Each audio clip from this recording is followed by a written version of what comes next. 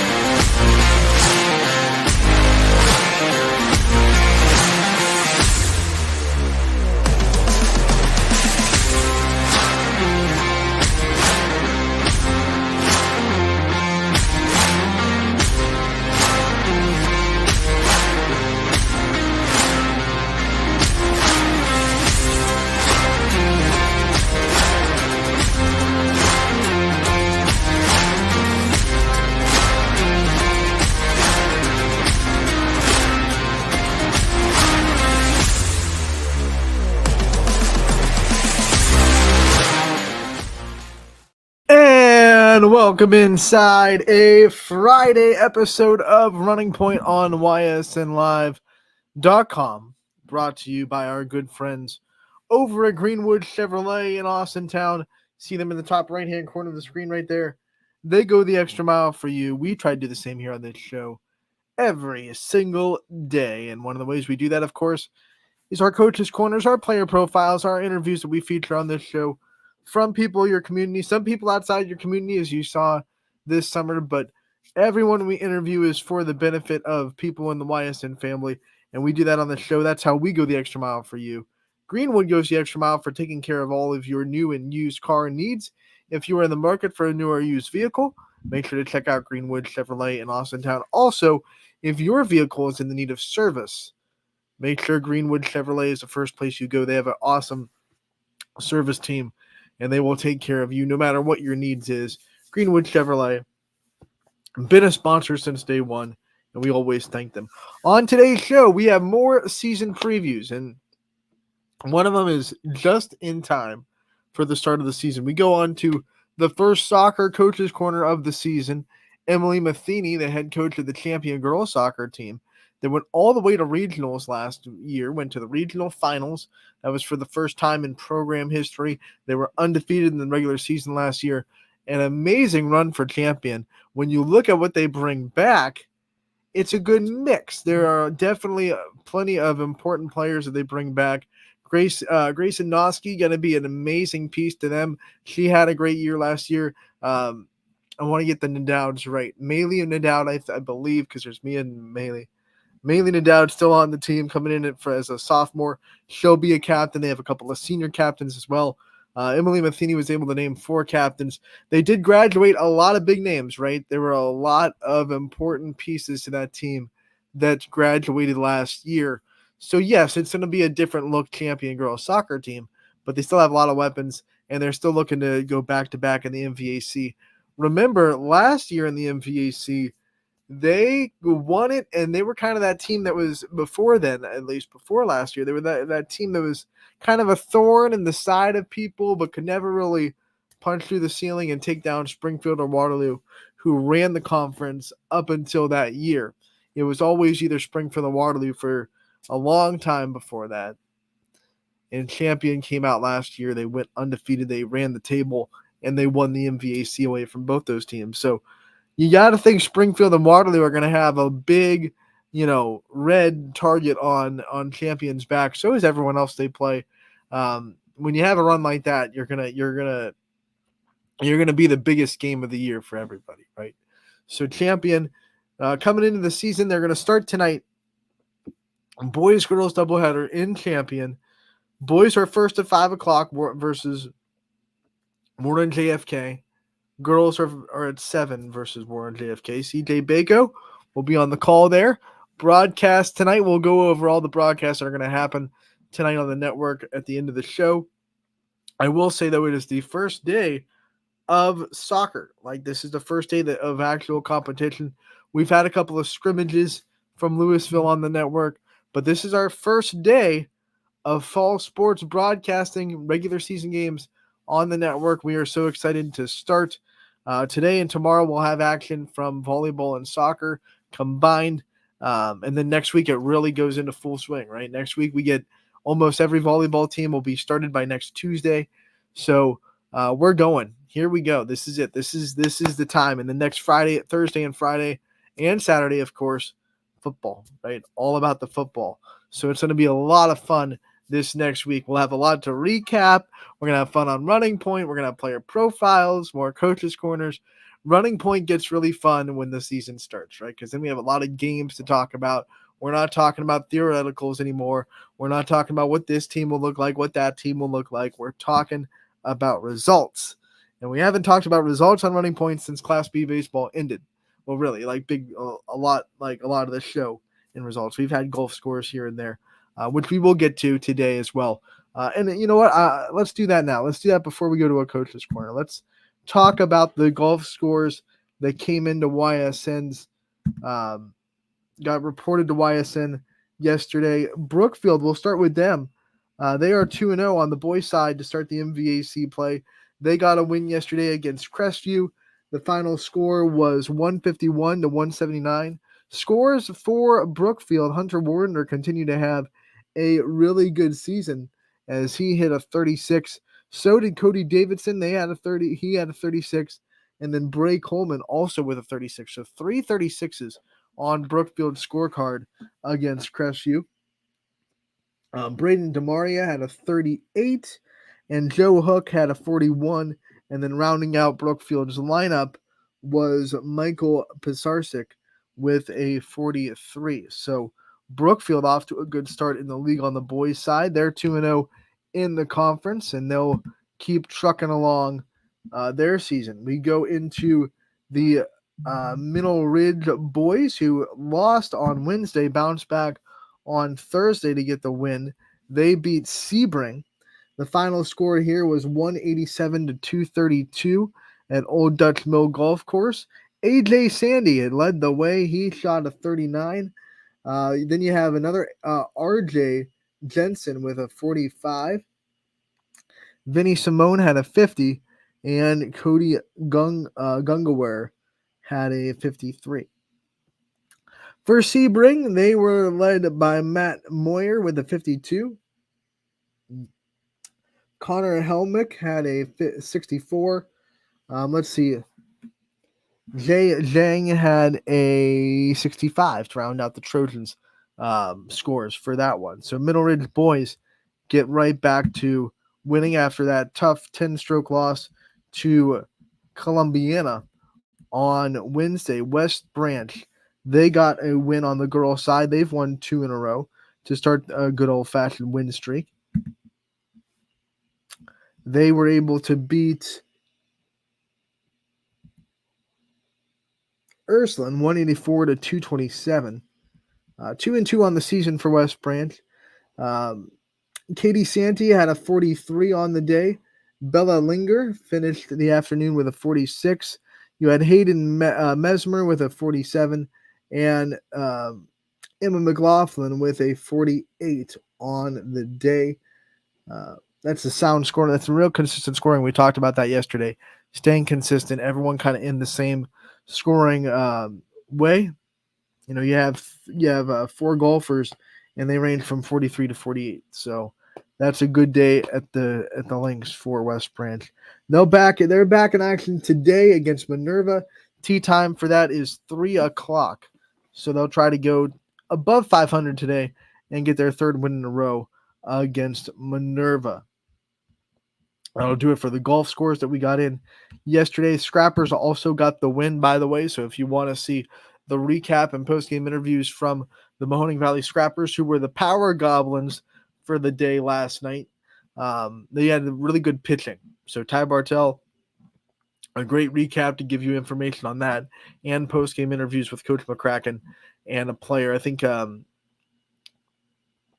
Gillis, I think, was the player that got the post-game interview this time. It's been a different player every night. So Scrappers are finding new heroes every single time they go out in the field. So make sure to check that out, ysnlive.com. It is live as well.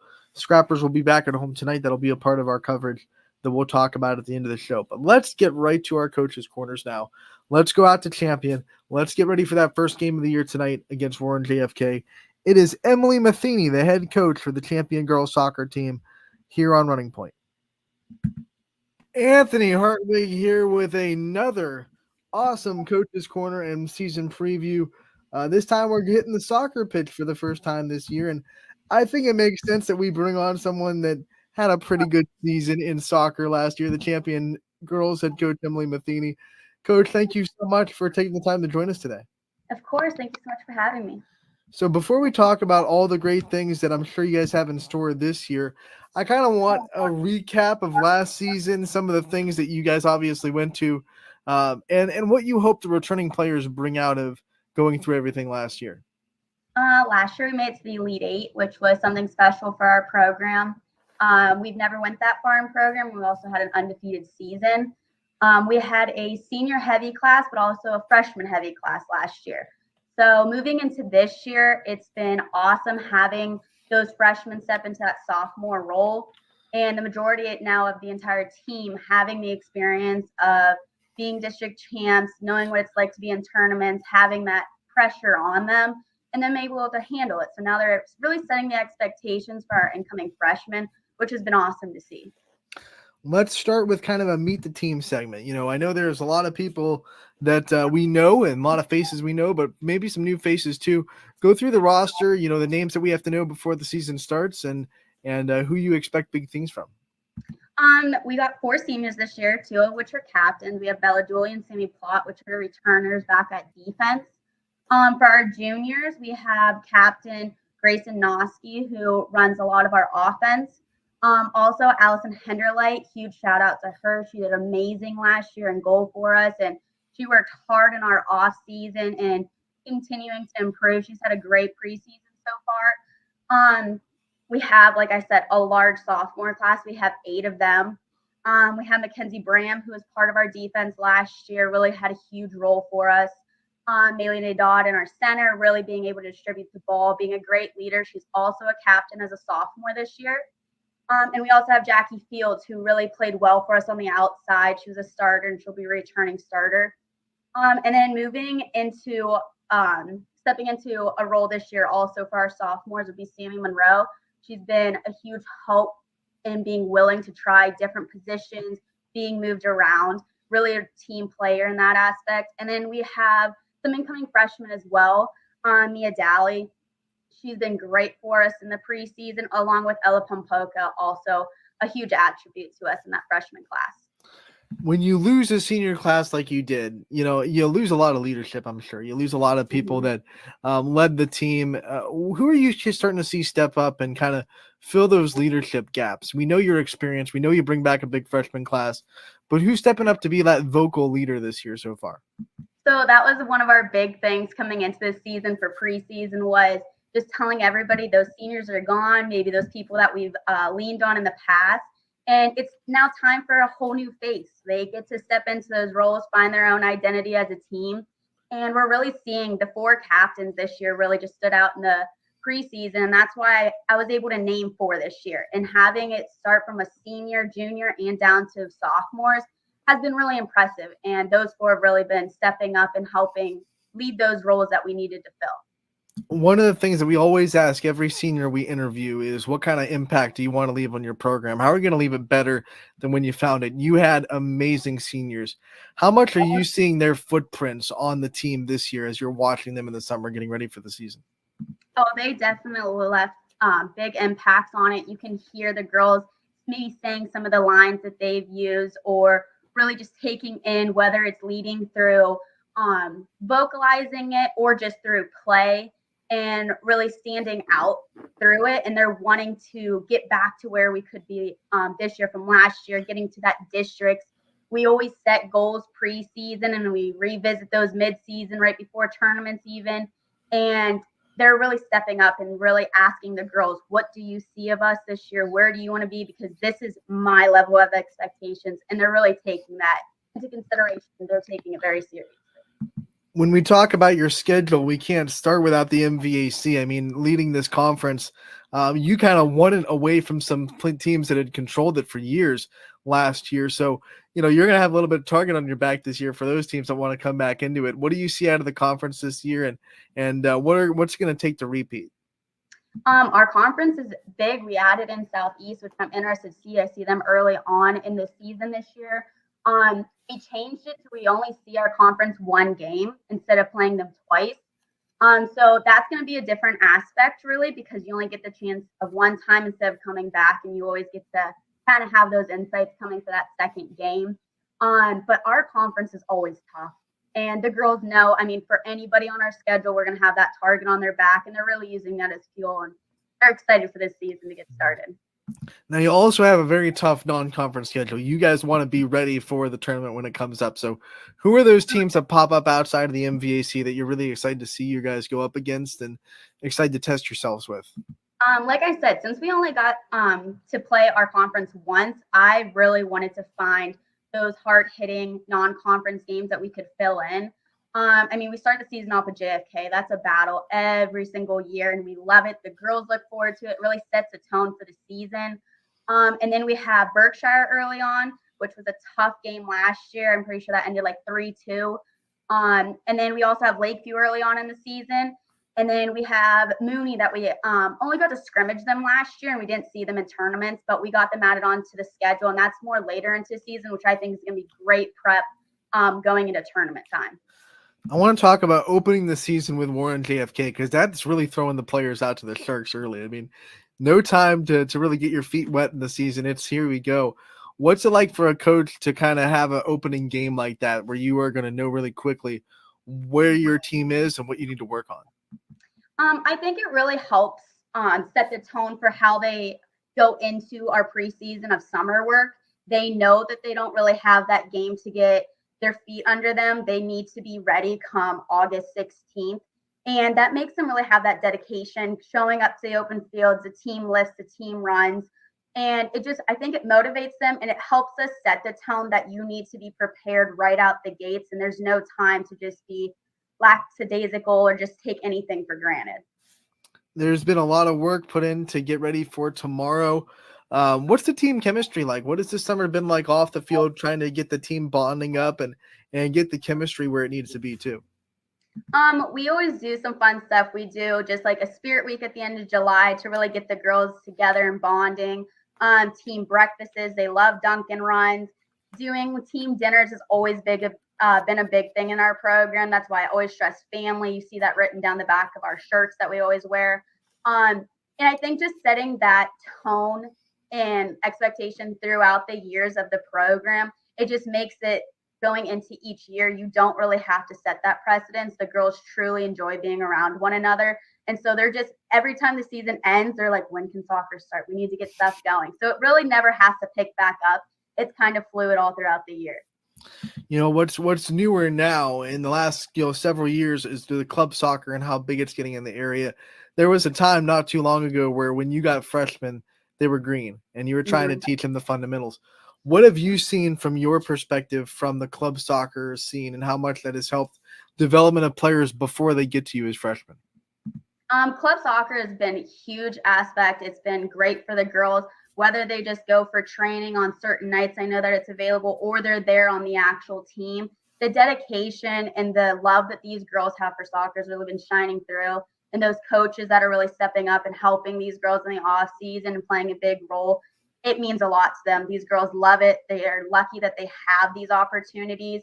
And it's also been nice because they have the Winter League that they run over at the Wellness Center where we can enter the high school teams. And that has been huge for the freshmen coming in. They kind of feel more comfortable than just showing up in July and meeting the team for the first time. They kind of get to meet them as 8th graders and get their feet in the water and just see how it's going.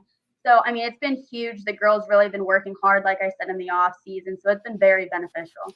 So just in case you didn't get enough soccer in the fall, you can just go right into the winter indoor season. Right. Let's talk about your coaching staff. We always want to give the coaches the chance to highlight the people that help them get to where they are. We know that you get the interviews, but you don't do it by yourself. So Talk about your assistants and the people working behind you to make this champion girls soccer program great. Oh yeah, it takes a whole community. We had a great support system all last year as we made those tournament runs. My assistant coach is Sean Barley. He's been in the soccer world for many, many years. He was my head coach. And then we came over and transitioned to champion together. It's been awesome because, I mean, I came through his program and I saw like how he ran it, and I've been able to kind of go off of that and then make it my own in the same time. And he really respects that, and he lets me run my program and assist me in a great way. And we have that relationship where we trust one another in making decisions. I also love when my alumni come back and help out through the summer and through the winter time. Emily Beach has been helping me for like 4 years, I'd say now. And then Mia Nidad has been a huge aspect. She's been coming this summer, really helping out. She's going to be at college this year, but she's at YSU, so she'll be able to come around when she doesn't have class or work. And the girls love to see her. They obviously trust her as they were the captain last year. And just her volunteering her time has been really meaningful to these girls, and they love seeing her around. No shocker that Mia's coming right back to the program. Right. You know? She's awesome. No shocker at all. Coach, we want to thank you so much for taking the time to come on and preview your season. We know that we're going to be covering you. We have someone at your game on Friday, tomorrow, for coverage. So you'll be broadcasted right off the jump with Warren JFK, primetime, 7 o'clock. We wish you the best of luck all year, and we can't wait to talk to you real soon. Thank you so much. We really appreciate all your coverage. That was Emily Matheny with the champion girls soccer team giving us a solid preview of their season. CJ Bako going to be kind of an expert on champion girls soccer. You know, he did a lot of their games last year, followed them to the tournament run. He'll be there tonight. Maybe we'll bring him on at some point, to talk about soccer. We got to get CJ back on the show. We haven't had him on since last soccer season. But yeah, to recap that interview, just what I said. I mean, Champion lost a lot of seniors last year, yes, but they return a lot of freshmen. So it was kind of a mixed bag last year. Like, yes, we're going to lose a lot of experience, but then as a coach, when you have that many freshmen coming back for your sophomore year, you're also thinking, okay, we have a really good safety net here of players that can step into bigger roles that went through a year, went through freshman season, went through everything you have to go through. So I think when you add that to the fact that the leadership isn't far away and the footprints of the leaders from last year are still well there, the culture has been established by them, the standard has been established. I think Champion, there's no reason to see them having a drop-off. But it gets very tough. First game of the year, JFK, that was one of their closest games last year. And JFK is fast. You look at Dee Ryan, that's all you have to know, right? That name, boom. That's all you have to know about Warren JFK soccer. Don't have to have any other information. Dee Ryan, boom, fast. They're athletic. So Champion's defense is going to be tested. Can't let JFK on those breakaways, right? Because they'll beat you one-on-one. They will, absolutely. So it's going to be fun to see what they can do tonight. It's part of a boys-girls doubleheader. Champion girls soccer, 7 o'clock against Warren JFK. We'll talk about that and all the games on the network tonight and tomorrow, as well as a Coach's Corner season preview with the Camel football coach, Andrew King. That is coming up next on Running Point, brought to you by Greenwood Chevrolet in Austintown. 21 News delivers the news as it happens, using the latest technology from where it happens. Live here outside the Mahoney County. On air, online, Wednesday afternoon weather update. Very dangerous. and on the 21 News social media platforms. I'm on the road right now. 21 News, the Valley's only locally owned source for trusted news since 1953. Craftsmanship to us is 60 years of pride and dedication. Passed down from generation to generation. The hardwood floors that your kids take their first steps on. The solid wood doors you quietly close at night. The things we create day in and day out are the products that end up turning your house into a home. At Baird Brothers Fine Hardwoods, uncompromising quality and craftsmanship built our business. And it will keep us moving forward for generations to come. Going the extra mile at Greenwood Chevrolet means we want to take care of the community that takes care of us too. And we have to work together always. And that's how you stay in business for 40 years. I love being a helper because when I help somebody, it makes me feel good. It means a lot that I can make a difference in others' lives. So I will do everything I can and just being there for them every step of the way. I want them to know within the first 5 minutes that they could depend on me. That's what going the extra mile means, only at Greenwood Chevrolet. Before the lights come on, before the workday begins, before a long day is ended, or it's time to have fun. It all starts with the people at Joe Dickey Electric. From replacing a light fixture in your home to building a substation for your business, no job is too big or too small. The people of Joe Dickey Electric power them all. Joe Dickey Electric, over 60 years of powering the Mahoning Valley.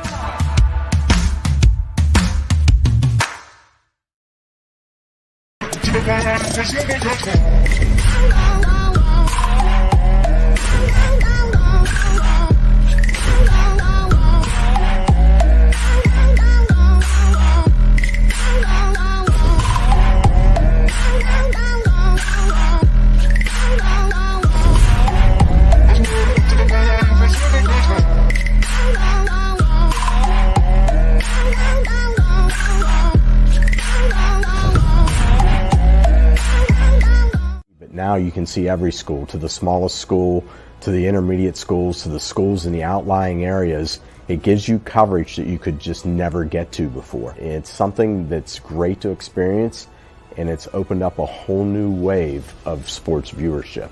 The possibilities are endless here at YSN. Push the envelope every day. Try something new. If it works, great. If it doesn't, well, let's try another angle, and we just keep moving forward. My name is Mike Ackelson, and my sports network is your sports network. What can you do on over 5,000 acres?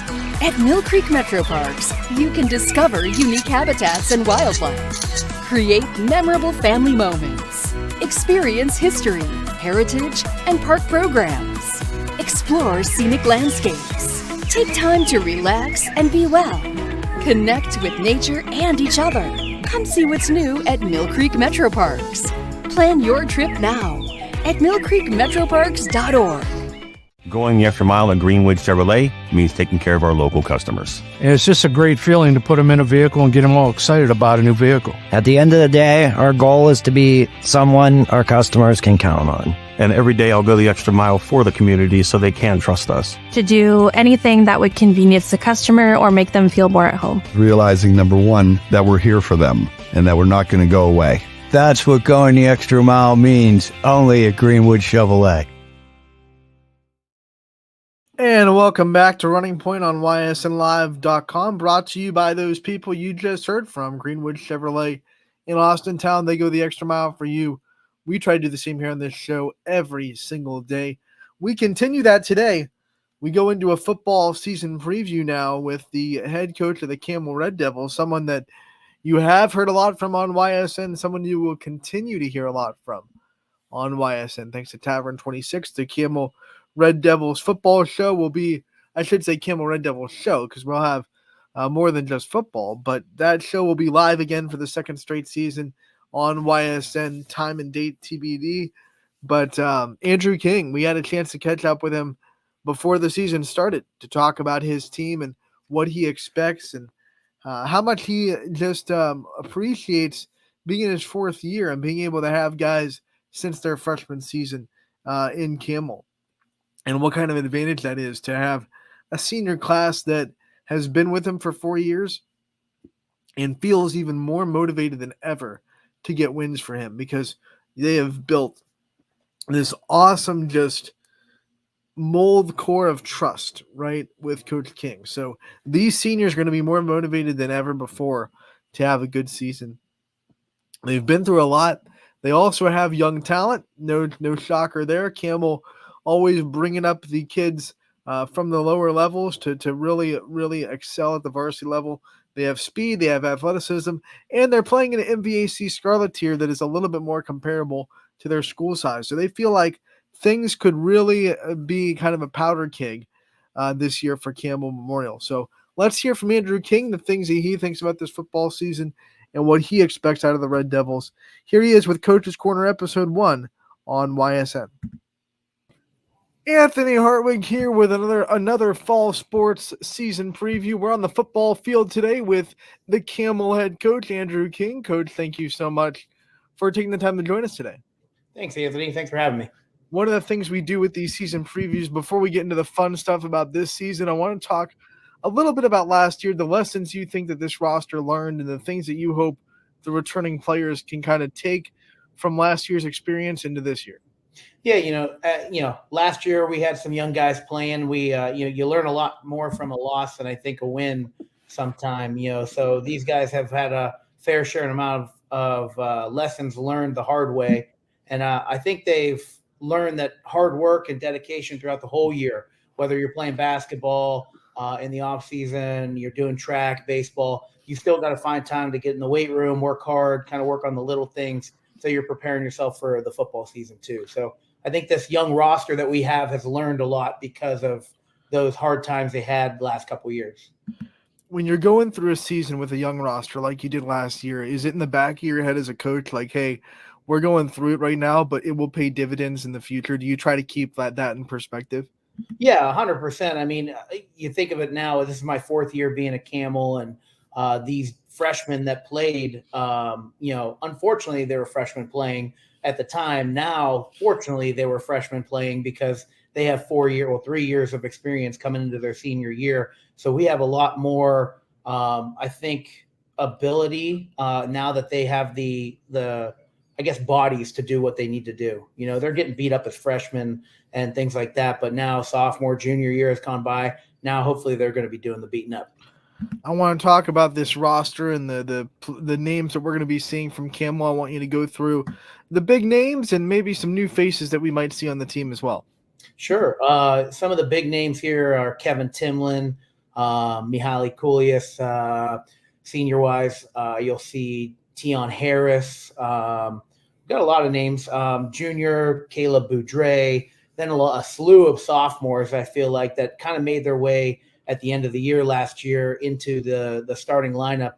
Demetrius Lambert is going to be our quarterback and corner. He's a special athlete. Armani Robinson. You have Dre Brown, who's going to be a great running back for us. He's a little terror down there. I call him my little Tiki Barber because he's just a short guy. And, I mean, he's going to hopefully push close to 1,000 yards this year, you're hoping. So those are some of the big names. You'll see some new names that you're going to see. Caden Thomas at center is going to be just a huge foundation for us. I mean, this kid's a sophomore. He's a special athlete. He started almost a whole year last year, but didn't get a lot of recognition because we had some senior linemen last year that kind of took that over. But this kid is pretty special on the line.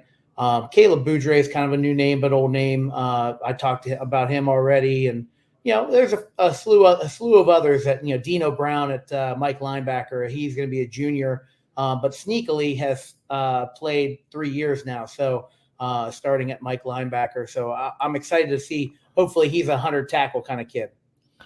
So when we're talking about all these names and all these great names at Camel, and we know that you guys, like you said, have a really good senior class this year, who's starting to kind of step up as that leadership that you're seeing in the locker room, that energy guy, vocally leading the team, second coach on the field? Who are some guys that are starting to kind of stand out as those leaders? Yeah, Kevin Timlin is definitely a leader by example and a leader vocally as well. He's your senior guy that's you would call him kind of like a team guy, also a Camel guy. His brother played here. He's been around for a long time. He's seen his brother play, and then he got a chance to play. So he's looking forward to that. He was a captain last year as a junior. Mihaly was a captain as a junior, and he's continuing to be a leader by example. He knows every single position on the field, skill-wise. And then the name I said earlier, Caden Thomas, is a vocal leader on the O-line. I mean, this kid is going to be a special kid, I think. I want to transition into talking about your schedule. You're on the new other side of the MVAC this year. A lot of new opponents, people that but maybe didn't get to play a whole lot, or maybe played just once in the non-conference. So what excites you about being on the other side of the MVAC? How do you see it shaking up, and what are some of your expectations about it?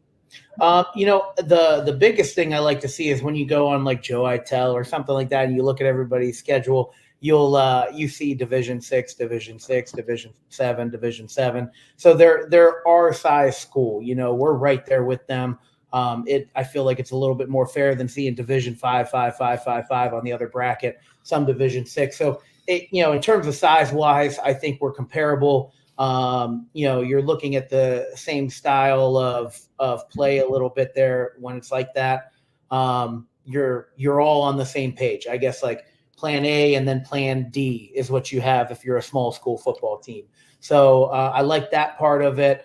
I like that. I feel like we're going to be a very athletic team compared to some of the teams that we're going to play in the conference. So if we can use that to our advantage in any way, it should be good, but it's going to be super competitive. I feel like we're going to be competing every single game in the fourth quarter, no matter if we're playing Jackson, Milton, Waterloo, Springfield, Lowville, Western Reserve, all those teams, McDonald, they're all teams that we're going to have to, play 4 quarters of football to have a chance. And that's what you want to do. In high school football, you want all 4 quarters. You want to fight. You want to learn and win the right way. We also know that the non-conference schedule is very important in football. Those first 3 weeks before you get into the league, getting yourself ready, learning about your team. Who are the teams that pop up in the first 3 weeks that are getting you ready for the MVAC play? Yeah, so week 1 is St. Thomas Aquinas. We're going there this year. We played them last year. It's a second year with their head coach. So looking forward to seeing that skill. I think we're going to see a lot of skill out of them. And match our talent, I think so. Don't know much about them, but right now that's our focus is obviously week 1 and fighting for that, 1-0 week by week. And then week 2, we go LeBray.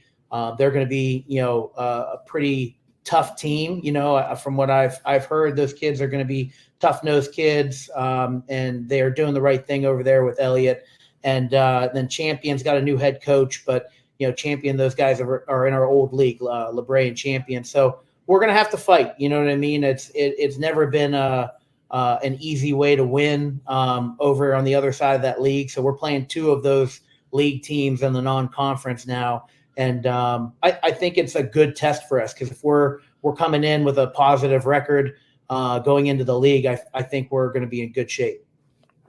So you said before, 4th year at Camel, and that's an interesting year for coaches because you have to worry less and less about establishing your culture for the program and trying to get people, invested into what your expectations are. What kind of luxury is it as a coach every year to have to worry about that less and worry about other things like just what's on the field a little bit more? Yeah, it's been really nice to have laid down, I would like to call it like an expectation. Having this expectation set down of this is when practice is, we're going to start here, we're going to do this. This is how practice is ran. We're going to do special teams here, offense here, individual group, small group. So they understand how the practice time flows, how the off season flows, and it makes it for smoother transitions where you're not doing as much babysitting and you're doing more coaching. Now let's talk about the coaches you have. We can't let this interview go without you talking about your staff and the people that are working with you because we know football teams take a village to run, right? Football programs take a lot of people. So talk about the people you have behind you and the people that are making this Camel program great. Listen, I would not be able to do anything here. My name might be on here, but without my support staff and coaching staff, I don't think I'd be able to do anything. And every head coach should feel that way, I think. But especially here, these guys are fantastic. I have Steve Hunt, Tremaine Venable, Cam Henley, James Schaefer, John Ritz, Tyrell Rogers. These guys are all special and unique in their own way. They all have their role on the coaching staff, and they take that role and they ride with it. And these kids love them for it. I love them for it. How practice is going to start because Coach Schaefer is going to start it with lifting. We're going to do this, that. We know that Coach Hunt's going to make sure that you're on point and called every time. Like everybody has their own role, and they are just fantastic. I literally can just sit back at times and enjoy a little bit of practice because my guys have been like well-oiled and they know what they're doing. I don't have to ever question or worry about what's getting done. Coach, we want to thank you so much for your time previewing this Camel season that we're looking ahead for. I told you before the recording, you're going for the record for most Coaches Corner on YSN. We love having you on. We hope to have you on again this season, and we can't wait for Camel football. We wish you the best of luck. We'll talk to you again real soon. Anytime I can talk football with you guys, I love it. Thank you guys for having me.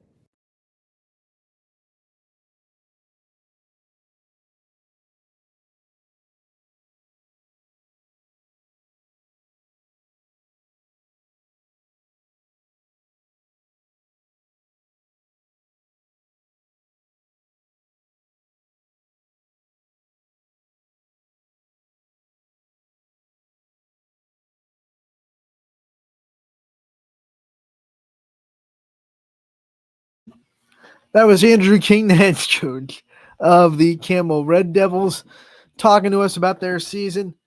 And what a great preview that was. One of the things that I think Camel can really benefit from this year, and I kind of mentioned it before the interview. We mentioned it in the interview, but man, I think they're gonna thrive a lot more in that MVAC Scarlet tier. You look around, especially in football, you just see a lot more teams that play their style. See a lot more teams that are comparable to their size. I think they're going to have a lot more open doors than they did in the gray tier. You look at the gray tier, it was Division 5, maybe some Division 6. And now you look at the Scarlet tier, they're Division 6 mostly, maybe 1 or 2 Division 7. So it's much more comparable to Camel size too. So that's going to benefit the Red Devils this year. I think it really is. Want to thank Coach King. Like I said, he'll be on YSN a lot this season. We have a Camel show like last year coming from Tavern 26. So stay tuned for that. You'll see Andrew King. You'll see that football program heavily highlighted throughout the year. Now we have broadcasts on the network tonight. We are so excited. This is going to be our first day of high school regular season fall sports on the network. We've had a couple of scrimmages from Louisville. Got to shout out our friends down at Louisville for getting us that. But tonight is the night where we have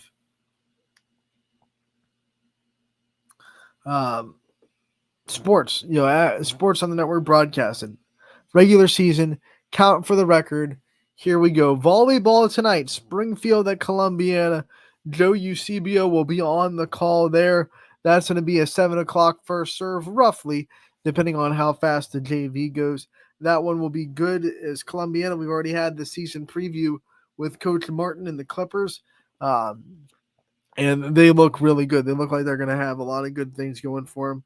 We have boys soccer on the network tonight. Matt Marr going to be at Salem as United travels to the Quakers, and we'll have CJ Bako at Champion as Warren JFK comes to town for that matchup, and then they'll both be at the exact same place for the girls' games that are on both doubleheaders.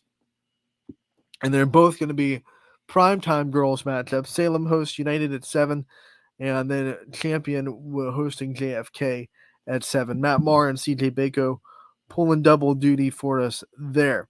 Then we go on to Saturday. Things on the network. By the way, reminder, Scrappers will be on the network tonight as well. Mahoning Valley Scrappers versus Williamsport. That will be on the network as well. But tomorrow, Mahoning Valley Scrappers at 7 o'clock. Don't forget about that. Ty Bartel will be on the call tomorrow there as well from Eastwood Field. Volleyball will have 2 tri-matches, both covered on YSN. Ty Bartel will be in West Branch for the tri-match between West Branch, Ravenna Southeast, and South Range. So those will be 3 games. That tri-match starts at 10 o'clock. So that's going to be a 10 o'clock time, a 11 o'clock time, and then 1 o'clock for West Branch. No, I'm sorry, 12 o'clock.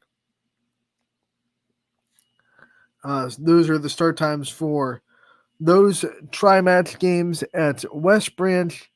I'm sorry, it's in Southeast this year. It was at West Branch last year. So at Southeast, I should say.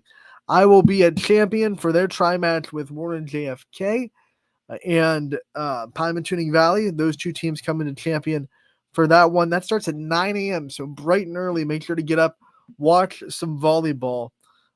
Champion will start off with Pymatuning Valley at 9. Then Pie Valley will play Warren JFK at 10:30.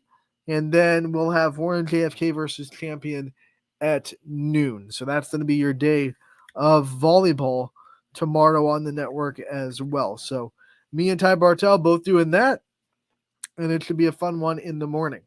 Early in the morning for me. 9 a.m. start time. Welcome to the season, Anthony. If anyone knows me, that is way, like I'm usually getting up at 9, right? I'm going to have to get up at like 6:30. Ugh. I didn't know that time existed on the clock. I am a night owl, for those of you that don't know. So we are going to grind through it, go there, maybe get some McDonald's breakfast, going into breakfast of champions, going into champion.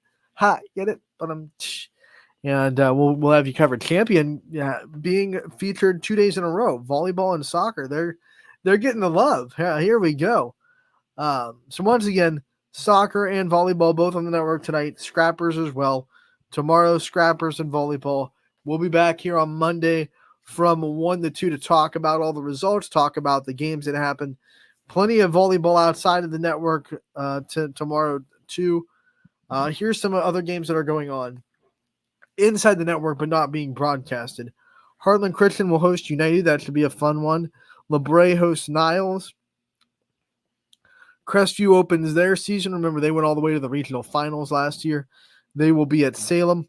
Lordstown will be a Heartland Christian. That'll be a tri-match. Struthers will also be at LeBray for their tri-match with Niles. Boardman is hosting Canton Hoover at 11:30. We have Alliance and Cheney at noon. Heartland Christian, they'll be in a tri-match because they have Lordstown at noon. Howland will be at Hubbard at 12:15. You have Buckeye Trail going to Edison at 1:15. Night game tomorrow as well. Ursuline going to Brookfield in volleyball. Tonight, by the way, there is also volleyball going on in Ursuline. They'll be hosting Alliance at 7. And Lakeside, Lakeside will have a matchup against Fairport Harding at 6 tonight as well. Now we go to girls soccer tomorrow. 2 matchups. Springfield will be at South Range. That'll be at 10 a.m. And Louisville will go to Maslin Jackson. That'll be at 7. So a couple of girls soccer games going on tomorrow too. Make sure to get out, support all these athletes. They work so hard. They've been getting ready for the season all summer. And like I said, we will have some of it on the network. Make sure to tune in. ysnlive.com/live is where you can find your game. Click on your game's link. It'll take you right to the video player. Hit play, and you're good to go. All regular season games on YSN are free, thanks to our wonderful sponsors like Greenwood Chevrolet, who's the sponsor of this show. Remind again to make sure to thank Greenwood Chevrolet for everything they do. For myself, that'll do it for today's episode and the week. We will be back over the weekend on Monday from 1 to 2 to talk about it all and have more season previews for you. That's coming up, Running Point, Monday, 1 to 2.